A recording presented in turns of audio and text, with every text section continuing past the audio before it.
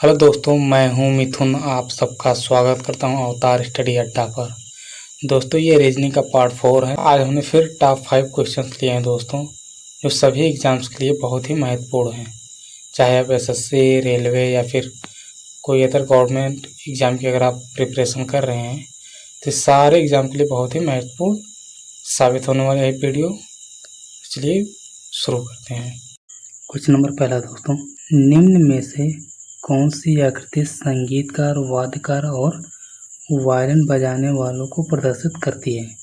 ठीक है, अब इनमें से आपको बताना है कि इसमें से कौन सी ऐसा है जो संगीतकार, वाद्यकार और वायलिन बजाने के वाले को प्रदर्शित करता है। ठीक है दोस्तों, तो इसमें क्या होता है दोस्तों, ऐसे क्वेश्चंस में सबसे पहले ये जो लेटर दिए गए संगीतकार, ठीक है, संगीतकार हो गया, ठीक है, वाद्यकार हो गया, ठीक है, और ये वायलिन, इन तीनों के बीच आपको रिलेशन देखना है कि कौन किससे संबंधित हो रहा है।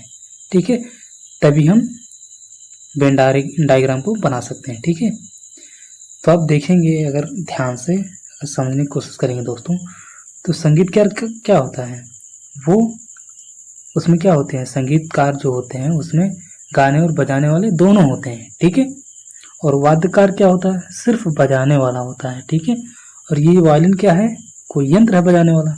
ठीक है, तो हम इसका वेन डायग्राम कैसे बनाएंगे, मान लेते हैं ये क्या है, सबसे बड़ा सर्कल बना लेते हैं, ये क्या है, संगीतकार का है। ठीक है, अब संगीतकार क्या करेगा, संगीतकार के अंतर्गत क्या आएगा, वाद्यकार। हमने बताया ना आपको कि संगीतकार की मतलब जो संगीतकार होते हैं उसमें गाने बजाने वाले दोनों आते हैं। ठीक है, तो ये गाने वाला तो है नहीं इसमें कोई, तो बजाने वाला तो ये है, और बजाने वाला तो भाई जब ये बजाने वाला ये है, ठीक है, तो ये बजाने वाला है, तो बजाएगा क्या, वायलिन। ठीक है, तो ये बजाने वाला क्या बजाएगा, वायलिन बजाएगा। तो इसका वेन डायग्राम कैसे बनेगा, ऐसे बनेगा। ठीक है दोस्तों, तो इसलिए ऑप्शन नंबर ये सही हो जाएगा। ठीक है, आगे बढ़ते हैं। यदि किसी सांकेतिक भाषा में सन को 27 लिखा जाता है तो उसी भाषा में कैट को कैसे लिखा जाएगा? देखिए दोस्तों, ऐसे जो क्वेश्चन रहते हैं तो सबसे पहले ये जो लेटर आए हुए हैं, ठीक है, जो बना हुआ है, इनको हमें इसको देख के पहले हमें ये सोचना पड़ेगा, ये जो लेटर मतलब ये जो दिया गया है शब्द सन या फिर कैट, तो इन्हीं से इनके जो नंबर होते हैं ना, जो जिस स्थान पे ये आते हैं उनके नंबर को हम काउंटिंग करके या फिर मल्टीप्लाई करके या फिर उसका आधा करके ऐसे कुछ करके हमें ये सारी चीज़ मतलब ये लेटर मिलते हैं, ये सब मतलब अंक प्राप्त होंगे। ठीक है, तो ऐसे क्वेश्चंस को ऐसे ही हल किया जाता है। ठीक है, तो देखते हैं। मान लीजिए दोस्तों ये क्या है, सन। ठीक है, तो हम लिख लेते हैं सन। ठीक है, हमने सन लिख लिया। अब देखिए दोस्तों, यस कितने स्थान पर आता है, तो आप कहेंगे 19 पर आता है। ठीक है, फिर यू कितने पर आता है, तो आप कहेंगे 21 पर आता है। ठीक है, और यन कितने पर आता है, तो ये आता है दोस्तों 14 पर। अब इन सारों को जोड़िए। ठीक है, तो 9 1 10 और 10 4 14 के क्या हो गया, 4। ठीक है, सॉरी 14 के कितना हो गया, ये 4 हो गया। ठीक है, अब देखिए 1 2 3 3 1 4 और 4 1 हाथ में बचा था, ये 5 हो गया 54। लेकिन दोस्तों यहाँ 54 तो लिखा नहीं है। ठीक है, तो अब क्या करेंगे, तो 54 अगर हम दोस्तों 54 को अगर मान लीजिए मल्टीप्लाई करते हैं, 7 चौक 28 होगा, और सॉरी 4 पंचे 20 होगा, 27 हो नहीं रहा। तो हम क्या करेंगे, एक बार हम क्या काम करेंगे, इसको हम आधा करके देखते हैं। तो आधा करके देखते हैं क्या इससे ये अंक प्राप्त हो रहा है, तो हम आधा करके देखते हैं। 7 2 दूना के 4, हाथ से ले 2 7 14, तो आप कहेंगे हाँ ये 27 हमें प्राप्त हो रहा है। ठीक है, मतलब ये जो शब्द है इसके जो प्लेसिंग वर्ड है, मतलब प्लेसिंग जिस प्लेस पर आता है उसके नंबर को हमने काउंट किया, फिर उसको हम आधा कर दिए। ठीक है, तो ऐसे हम इसको भी लाएंगे। ठीक है, तो चलिए देखते हैं इसको भी। तो कैट है, ठीक है, CAT। ठीक है, सी कितने पर आता है दोस्तों? 3 पे आता है, ठीक है। ए कितने पर आता है? तो आप कहेंगे 1 पे आता है। टी कितने पर आता है? तो आप कहेंगे 20 पर आता है, ठीक है। अब इन सारों को हम क्या करेंगे? जोड़ लेंगे, ठीक है। 3 1 4 और 20 4 24, ठीक है। कितना हो गया? 24। और 24 को हम क्या करेंगे? अब इसको भागे 2 कर देंगे, ठीक है, मतलब उसका आधा कर देंगे। तो 2 1 के 2, 2 दूना के 4, मतलब 12। तो ऐसा किसी ऑप्शन में है? तो आप देखेंगे ऑप्शन नंबर ए में है, इसलिए ऑप्शन नंबर ए आपका सही हो जाएगा, ठीक है दोस्तों। आई होप आपको समझ में आया होगा। चलिए आगे बढ़ते हैं। अब देखिए दोस्तों, ये क्या है? यदि किसी सांकेतिक भाषा में ई को 5 तथा एम्पायर को 66 लिखा जाता है तो रिपेयर को उसी भाषा में क्या लिखा जाएगा? ठीक है दोस्तों। अब देखिए यहाँ पर ये जो चीज़ है, यहाँ पर देख रहे हैं, ई को 5 लिखा जाता है, ठीक है, और एम्पायर को 66 लिखा जाता है, तो रिपेयर को उसी भाषा में क्या लिखा जाएगा? ठीक है दोस्तों। तो अब देखिए यहाँ पर ई को 5 लिखा, मतलब ई का प्लेस वैल्यू यहाँ पर दिया हुआ है, ठीक है, मतलब वो ई किस स्थान पर आता है, मतलब 5वें स्थान पर आता है, ठीक है। तो हमें इसका क्या करना है? इसको भी स्थान काउंट करके हमें लिख देना है, ठीक है। एम्पायर EMPIRE, ठीक है। ई कितने पर आता है? तो आप कहेंगे 5 पे आता है, ठीक है। एम कितने पर आता है? तो आप कहेंगे 13 पर आता है, ठीक है। पी कितने पर आता है? तो दोस्तों 16 पर आता है। आई कितने पर आता है? 9 पे आता है, ठीक है। आर कितने पर आता है? 18 पर आता है, ठीक है। ई कितने पर आता है? 5 पे आता है, ठीक है। अब देखिए इन सारों को हमें जोड़ना है, ठीक है, हम जोड़ लेंगे, ठीक है, क्योंकि यहाँ पर प्लेसिंग वैल्यू तो दी नहीं गई है, ठीक है। अगर प्लेस वैल्यू जैसे 5 में ई को 5 लिखता है, यहाँ 13 लिखता, पी को मतलब 16 लिखता तो मान लेते, लेकिन इस तरह से कोई दिया ना गया है तो इसको क्या लिखा गया? एक काउंट करके लिखा गया है, ठीक है। तो हम पहले ऐसे देखते हैं क्या 66 इससे हो रहा है या फिर गुणा भाग करके कुछ हो रहा है, पहले हम इसे जोड़ते हैं, ठीक है। तो हम जोड़ते हैं, 13 5 कितना हो गया दोस्तों? 18, और 18 18 36 हो गया, ठीक है, इतना तो 36 हो गया। अब देखिए 36 और 36 5 कितना हो जाएगा? 41 हो जाएगा, ठीक है। 36 5 41, 41 9 50, 50 10 60 6 66, मतलब हाँ ये जोड़ने पर 66 प्राप्त हो रहा है, ठीक है। तो इसी तरह से हमें इसको भी करके लेकर आना है, ठीक है दोस्तों। तो चलिए इसको भी करते हैं। क्या है? Repair, REPEAIR, repair. अब आर कितने पर आता है दोस्तों? तो बताएंगे 18 पर आता है, ठीक है। ई कितने पर आता है? 5 पे आता है, ठीक है। पी कितने पर आता है? 16 पर आता है। ए कितने पर आता है? 1 पे आता है। आई कितने पर आता है? 9 पे आता है। आर कितने पर आता है? 18 पर आता है, ठीक है दोस्तों।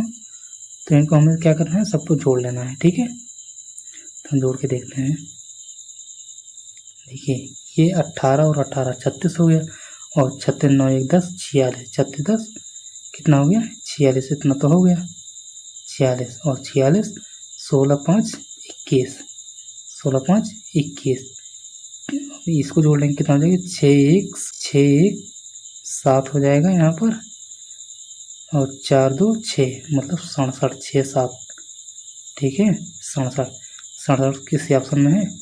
तो आप देखेंगे ऑप्शन नंबर बी में दिया गया है, ठीक है। तो इसलिए ऑप्शन नंबर बी सही हो जाएगा। आई होप आप सबको समझ में आ रहा होगा।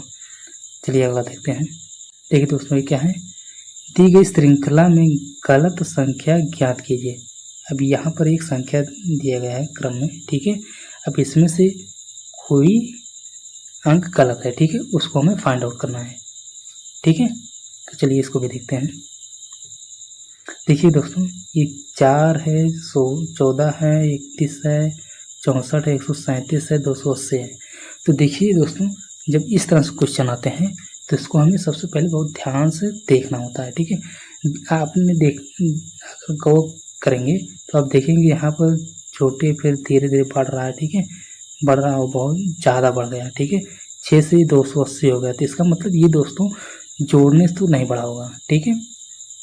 ठीक है। अगर हम जोड़ेंगे तो इस इतना बड़ा नहीं आएगा, ठीक है। तो हम इसको मल्टीप्लाई में लेंगे, ठीक है। तो ऐसे क्वेश्चन को जब मतलब आगे तरफ बढ़ता हुआ बहुत ज़्यादा हो जाता है तो उसे हम मल्टीप्लाई करके देखेंगे, तो इससे क्वेश्चन जल्दी सॉल्व होगा, ठीक है दोस्तों। चलिए देखते हैं। देखिए दोस्तों, अगर हम ये काम करें 6 का अगर 2 गुना करें तो क्या होगा, 6 दूना के 12 होगा, ठीक है। और अगर हम इसमें मान लीजिए 2 जोड़ देते हैं, ठीक है, तो ये 14 हो जाएगा, है कि नहीं। फिर अगर हम इसी तरह इसको भी करें 14 दूनी कितना हो जाएगा, 28 हो जाएगा, ठीक है। अगर हम 28 में 3 जोड़ दें दोस्तों, हम नीचे लिख रहे हैं, ठीक है। अगर हम 3 जोड़ दें तो कितना हो जाएगा, 31 हो जाएगा, ठीक है। अब फिर इस तरह से अगर हम देखिए यहाँ पर मल्टीप्लाई 2, फिर यहाँ पर 3 और यहाँ सॉरी इसमें 2 इसमें 3, ठीक है। मतलब जैसे जैसे आगे बढ़ रहा है इसमें एक मल्टीप्लाई तो सिर्फ 2 से हो रहा है, लेकिन इसमें जो जोड़ा जा रहा है ये पहले में 2 जोड़ा, फिर दूसरे में 3 जोड़ा है, फिर अगले में क्या होगा, फिर मल्टीप्लाई 2 धन 4 होना चाहिए, ठीक है। तो मल्टीप्लाई करते हैं तो 31 दूना कितना हो जाएगा दोस्तों, 62 होगा। और 62 में अगर हम 4 जोड़ेंगे कितना हो जाएगा, यहाँ पर 66 होगा, यहाँ पर कितना होगा, 66 होगा, ठीक है। अब 66 होगा भाई, अगर हम ऐसे ही लेंगे, अगर मल्टीप्लाई 2 धन 4 जो क्रम चल रहा है इसी हिसाब से अगर चलेंगे तो यहाँ पर 66 होगा, ठीक है। आगे भी देख लेते हैं, अगर यही गलत होगा तो आगे ये फॉलो नहीं करेगा, ठीक है। देखते हैं 66 दूना कितना होगा दोस्तों, 6 दूना 12 120 हो जाएगा ये, और 6 दूना 12 मतलब 132, ठीक है। कितना हो जाएगा, 132 और 32 और यहाँ पर 4 जुड़ा था और यहाँ पर क्या जुड़ाएगा भाई, देखिए यहाँ पर 2 जुड़ा, 3 जुड़ा, 4 जुड़ा, तो अब की बार क्या जुड़ेगा, इसमें 5 जुड़ेगा, ठीक है। तो इसका मतलब 137, 2 5 7 हो जाएगा ना, तो 137 हो जाएगा, 137 इसमें दिया गया है। तो मतलब ये क्रम बहुत सही चल रहा है, ठीक है।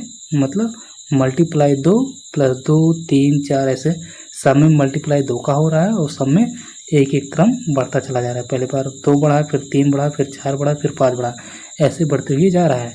तो इसका मतलब यहाँ पर जो 64 दिया है दोस्तों, यही यहाँ पर गलत हो जाएगा। आपको गलत फाइंड आउट करना है ना, गलत फाइंड आउट करना है यहाँ पर ना, गलत संख्या ज्ञात कीजिए। तो गलत यहाँ पर क्या हो जाएगा, 64, क्योंकि यहाँ 66 होना चाहिए, इसलिए गलत है, ठीक है। आई होप समझ में आया होगा। अगला देखते हैं। कुछ समीकरण एक विशेष प्रणाली के आधार पर हल किए गए हैं, इस आधार पर अनुत्तरित समीकरण का हल ज्ञात करें, ठीक है। अभी दोस्तों ये समीकरण दिया गया है, ठीक है। अब इसको आपको देख के इसको हल करना है कि किस हिसाब से इसको हल किया गया, ठीक है। देखते हैं इसको भी। जैसे यहाँ पर क्या है, 94 धन 16 बराबर 42, ठीक है। 89 धन 23 बराबर 78, तो 63 धन 45 बराबर क्या होगा, ये आपको कहा है, ठीक है। आपको ये फाइंड आउट करना है। तो अब देखिए दोस्तों, रीजनिंग में क्या होता है, ये मत सोचिए कि जो अगर यहाँ पर धन दिया है तो उसका मतलब धन ही होगा, ठीक है। तो आपको ये जो दिया गया है ना, इसको क्या कुछ भी करके इसको हमें लेकर आना, बस इतना करना होता है रीजनिंग में, ठीक है। अब ये मत सोचना कि यहाँ पर धन है तो हमको इसको धन ही करना है, ठीक है। आप कुछ भी करके लेकर इतना लाना है, ठीक है दोस्तों, ये मैथ नहीं है, ठीक है। तो चलिए इसको देखिए कैसे होगा। मान लीजिए दोस्तों, अगर हम इसको जोड़ के आधा कर दें तो क्या हो जाएगा, अगर 6 4 10 हो गया, और 9 1 10 11, ठीक है, 110। अगर इसको हम आधा करेंगे तो कितना हो जाएगा, 55 हो जाएगा, लेकिन यहाँ पर 55 नहीं है, ठीक है। तो इसलिए इस हिसाब से हल नहीं होगा, ठीक है।